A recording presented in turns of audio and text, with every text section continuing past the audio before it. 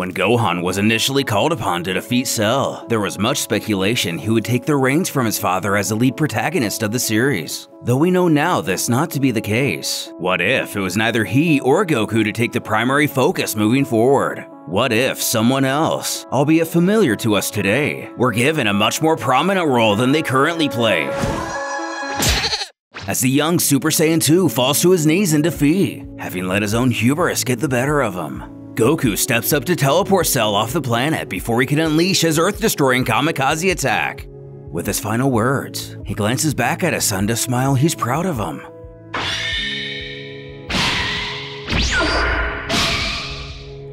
And as we're aware, he takes him to King Kai. While the group floats above Snake Way, Kaiosama would alert his former student his plan failed, and Cell still lives.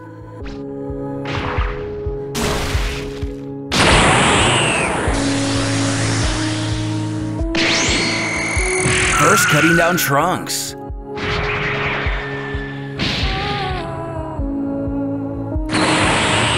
Vegeta sent into a maddening rage at the sight of his fallen son.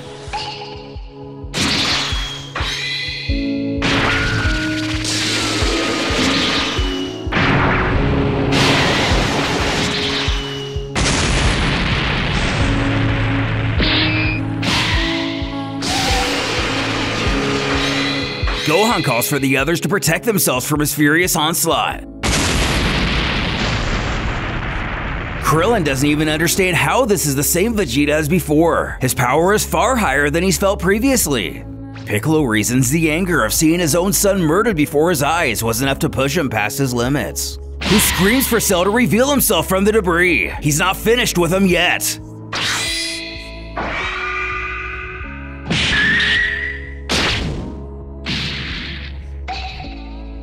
Although surpassing his limits, it's still not near enough for this enemy. In deciding this beating was too little, the villain scowls. As usual, you're so pitiful you can't even honor the memory of your tragically deceased son.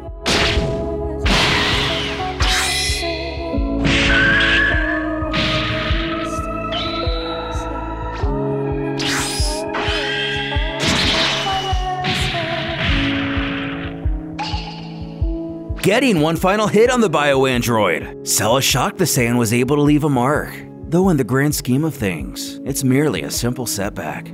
As here the prince lies, already half dead. His little rise of power was only the most subtle of flickers of a dying flame. Bellowing, it's time to die! Naturally, Gohan shields Vegeta from what would be a fatal blast, which their foe admits he didn't expect. Now it'll be easier than ever to do away with Gohan, now that his right arm is pretty much useless. The final beam struggle would soon commence. From Otherworld via King Kai, Goku encourages his son he still has much energy left within him, and he must unleash all of his strength. But the boy is at the end of his rope. His body is suffering too much. He apologizes to his dad. Cell is too strong and he can't keep up anymore. Vegeta can sense the same. The power difference between he and Cell is too great. This is the end. Piccolo shouts for Gohan not to give up, but Cell is set on finishing this here and now.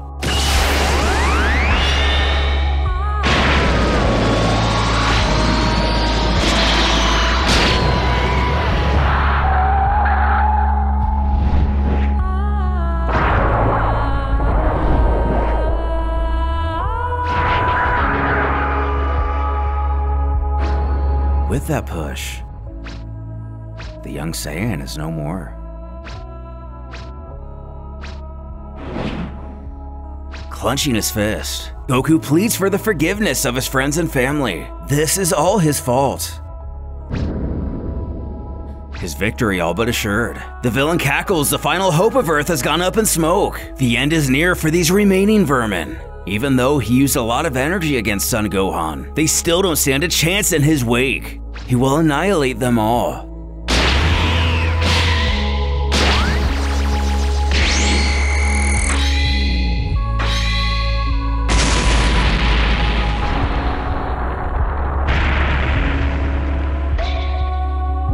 Following that single blast, all the Z fighters have perished.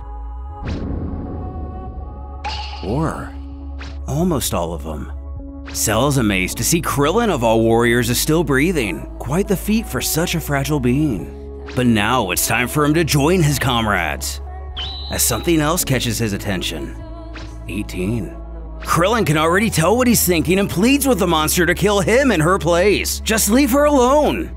He mutters that Son Goku is dead, and he himself has reached his perfect form. This android has no further purpose of existing. Screaming for Cell to stop!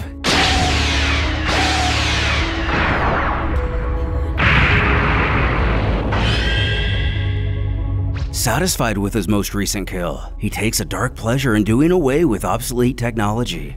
The final Z-Fighter sobs for what has been lost today, cursing that Cell has murdered everyone who was willing to sacrifice themselves, so just blow up the Earth already and get it over with. But this confuses the android, asking, blow up the Earth? That's not my goal. Thanks to Goku and his instantaneous movement technique, he has but entire galaxies to destroy. So with that, he'll be leaving the Earth, though not before completely devastating it and its people. As for Krillin, to lower himself to such a level would be an insult to his perfection. He will allow him to continue living his miserable existence in fear and shame. Not losing his resolve completely, Krillin warns he will pay for this. With a wave, he promises they'll meet again soon. King Yema's office, at the Earth check-in station. Goku is seen pleading with Enma about something. Who beckons if the Saiyan can see he's busy? This Cell figure just decimated half the population of Earth, and now he's the one stuck with the consequences. The answer is no. Even though he died defending the Earth, the sheer number of bad things he's done prevents him from going to heaven or retaining his body. Though seeming to have some sort of revelation, he does feel the death of his young son changes things a bit. It would be a lot of work to find him a suitable mentor. He resolves to accept Goku's proposition, but at the first offense, he goes straight to hell. Our happy-go-lucky hero gleefully thanks the ethereal judge for his decision, as he spouts, "See, Vegeta? I told you!" Though even in the afterlife, the prince laments his rival still has to find ways to humiliate him, and he will pay for this. As it becomes evident, Cell may have had some foresight on his own future had he let poor little Trunks here come to age. However, Dende and Popo remain safe high on the lookout. Whether an oversight or not, the gang still have the Dragon Balls. Just as they're about to summon Shenron, Goku hollers for him to wait. He has to talk to him first. They're all in Otherworld with King Kai, and he thinks it would be wiser to let things flow naturally and accept their defeat against Cell. He would have loved to fight him again, but Kai-Osama is right. After all, Trunks came from the future to warn them about the androids. After that came an even bigger threat. It's not an easy call to make, but they're all gonna stay here. While Krillin is wearily in disbelief, Bulma screams at him if he's kidding. They can't leave him like this. Her baby boy and parents all died when Cell blew up West City. Stepping up to speak with her himself, Vegeta assures the boy is safe in Otherworld with him. And the Kai isn't wrong. To revive the Earthlings could alert Cell if he felt that much energy suddenly return. If he came back, there would be no stopping him and she'd lose everyone all over again. Given the Earth's warriors are gone, he doesn't think he'll come back, so she'll be safe. But with himself, the Saiyan race dies. He thanks her for everything she's done, bidding her a final farewell. Though she knows his words are true, it doesn't do anything to ease the pain. 7 years have passed since Cell left the Earth. Mankind still suffers from the devastation he left behind, but life finally resumed to what could be called a new normal. The world was at peace. With Krillin and Roshi, the news talks about how the capital of East City has finally finished reconstruction. It was the last known location to be ravaged by the monster known as Cell. The Kami student curses the android responsible for all this. His teacher quells he calm himself. He knows it's a difficult fate to accept, but they have to move forward. And he knows, he just can't shake the memory that during his rampage of West City, baby Trunks, Cell has just caused so much misery. The old-timer knows how he feels, only hoping Bulma's doing okay. But the warrior must stop beating himself up over this. Even though Cell spared him, he couldn't have done anything to prevent this disaster. Of course, if only Goku and Gohan were still here. But they refuse to be brought back to life, and they must respect that decision. When a ship zeroes in on Kame House, With that knock on the door, a terrible, dark, long-forgotten presence is finally felt. Chi-Chi, of course, who happily chorts, long time no see, asking if they're still in front of that TV. What a sad sight for two martial arts masters, of who offer a less warm greeting, one that doesn't go unnoticed. This causes her to snarl. They should see the look on their faces. They appear as if they've just seen Cell. But no, it's not that, she shouldn't be silly. They're just surprised to see her is all, wondering what brings her here after all these years. Though she knows they won't be surprised to hear she's not here to catch up or ask how they're doing. She's here because she needs their help, catching their curiosity. Roshi beckons if she has some furniture or something heavy to move. Krillin here would be happy to take care of it. But she tells him not to be stupid, as if she'd be here for such a futile manner. It's a long story, but if they follow her outside, they'll soon understand.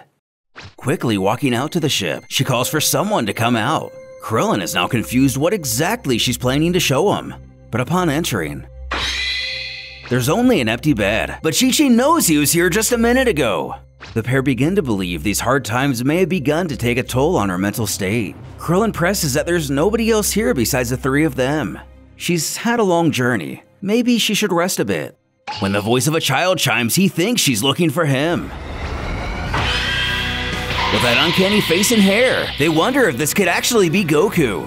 Chi-Chi scolds Goten had her worried and to get back over here now. Who, much like his father, giggles that he just had to pee. Taking him by the hand, he fusses that he isn't a baby anymore and to let him go. As the situation progresses, Roshi now sees it must be Goku's son, though he could have sworn it was Goku himself at first glance. Krillin wonders how this could be. When his master chuckles, he must still have a bit to learn about life. The staggering resemblance to Goku must mean this little one was born only a few months after the Cell Games. Introducing what appears to be a much less coy Goten, his mother urges he introduce himself properly to his dad's friends, who eagerly states, "Hi, I'm Goten. I'm 6.5 years old and I love fighting in video games. Nice to meet you." The others return his greeting, pointing out how much he looks like his dad. Chi-Chi admits that sometimes it feels like she's looking at Goku in his youth. The hermit now sees the reason for her visit, though can't help but ask what caused her to wait all these years. Which should be obvious to the both of them. Neither one of them are good role models. They would have shown the same bad influences as they did on Gohan. But she didn't merely bring Goten here for them to finally meet. She wants them to train him. With the vast majority of Z-Fighters gone for good, arguably the most overlooked character in all of Dragon Ball, maybe Earth's most promising hope,